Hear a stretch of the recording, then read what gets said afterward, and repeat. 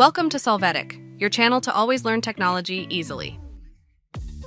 Below in the description, you will find useful links we used in this video.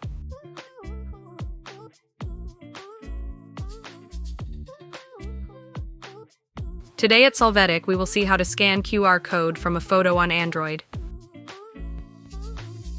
We see that we have a screenshot or photo of the QR that we want to scan. To scan it, we are going to open the Google app. If you don't have it, install it. Here, we will click on the Google Lens icon.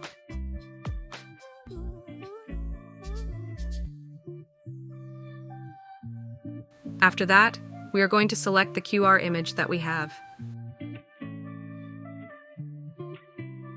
Afterwards, we will see that the code is scanned and the link associated with it appears.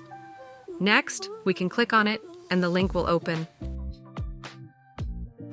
Hey, remember to subscribe Solvetic channel.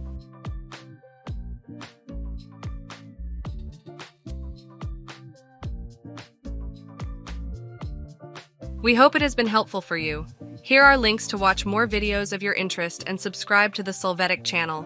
Thank you.